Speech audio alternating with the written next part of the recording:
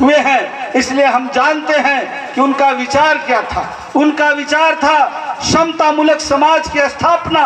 उनका यह भी एक बहुत बड़ी लोगों को शिक्षा देते थे और एक चुनौती उन्होंने स्वीकार किया था। उन्होंने, मुझे कहने में कोई गुरेज नहीं, उसने ईश्वरवाद की सत्ता को नकारा था। मैं इसलिए कह रहा हूं कि जब आप बात करेंगे परिवर्तन की, बात करेंगे सामाजिक एकता की, बात करेंगे गांवों का विकास का, बात करेंगे व्यक्तियों के विकास का, आप अपने गांव में, अपने इलाकों में आप बड़े गर्व के साथ, मैं जहां जाता हूं, चाहे वो जाति का मीटिंग हो, चाहे सामाजिक मीटिंग हो, मैं बड़े गौर से कहता हूं कि आप देश की परिस्थितियों को समझने का काम आप नहीं करते हैं।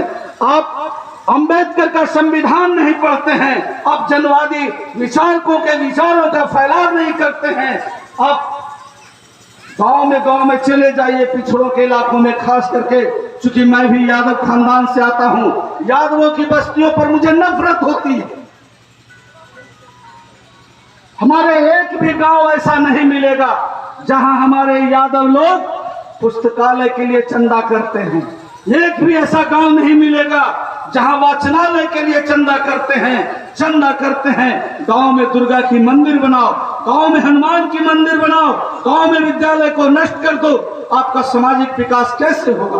आप में बौद्धिक चेतना का ज्ञान कैसे होगा?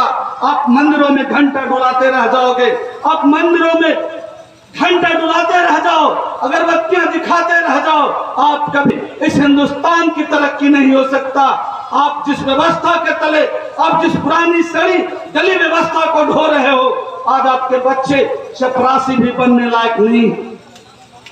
जो शासन और सत्ता की व्यवस्था है, जो 3% लोगों की व्यवस्था है, आज चाहे आप चले जाइए न्यायालयों में, चले जाइए विधायकों में, चले जाइए, भाई तेज बहादुर जी और यहाँ के लोग, आप सोचें आज आपकी पार्लियामेंट में संख्या भी घट गई। आप कहते हैं कि हम 26 करोड़ हिंदुस्तान में हैं और पार्लियामेंट में 21 व्यक्ति आपका प्रतिनिधित्व कर रहा है। आप कहां बैठे? आप लक्ष्मीकांत निराला जी को कहां श्रद्धांजलि दे रहे हो?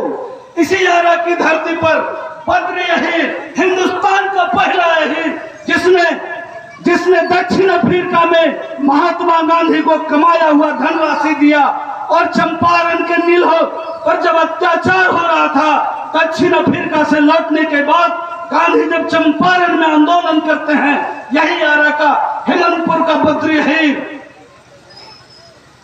सबसे पहले, हिंदुस्तान का सबसे पहला व्यक्ति बद्री अहीर चंपारण के जेल में गांधी के साथ बंद होता है, लेकिन बद्री अहीर का इतिहास नहीं लिखा जाता है। कोई शुक्ला का इतिहास लिखा जाता है। कहा जाता है इस हिंदुस्तान का प्रथम स्वतंत्रता सेनानी कट्टालापुरम तमिलनाडु का वीर अजमथुको ने 1739 ईस्वी में ब्रिटिश हुकूमत ईस्ट इंडिया के खिलाफ लड़ने का काम किया। लेकिन आप किताब पढ़ते हो कि मंगल पांडे इस हिंदुस्तान का प्रथम स्वतंत्रता सेनानी है। आप झूठी किताबों को जब तक पढ़ना बंद नहीं करोगे, इस समाज के भी तरक्की नहीं होगा। आप मंदिरों में घंटा बजाते रह जाओ। इस कोरोना काल में हमारे मुंह पर मास्क लग गए, जावा लग गए, जैसे बैल को लगाते थे। लेकिन अयोध्या में जब मंदिर भूमि पूजन की बात होता है, कोरोना इस देश से गायब हो जाता है।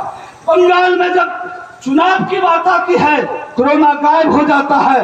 यह केंद्र में बैठा यह यूरेशियन डीएनए का प्रधानमंत्री जब चाहता है, जब कोरोना बढ़ा देता है और जब चाहता है ये घटा देता है।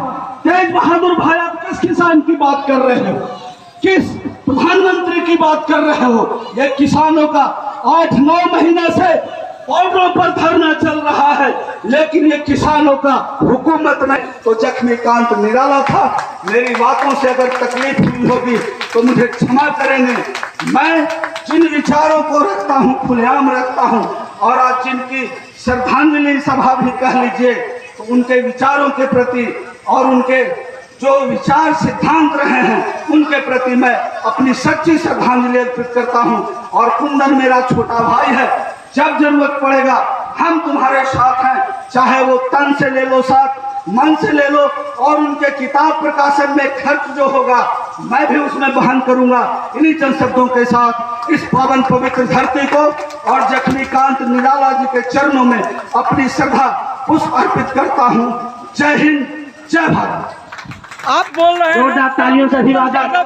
मित्रों, आप सुन रहे थे अभी प्रिय मित्र श्यामनंदन कुमार यादव जी, प्रदेश महासचिव राजद उदयपुर को आपका बहुत बहुत आभार। आइए, समय बहुत तेजी से निकलता जा रहा है, इसलिए परिवर्तन नहीं होगा। प्रथम सत्र में परिवर्तन होगा विद्यालय, पुस्तकालय और चिकित्सालय खोलने से। आपके समक्ष में कोलरामपुर से रमाशंकर राय। जय विज्ञान, जय संविधान, जय भारत।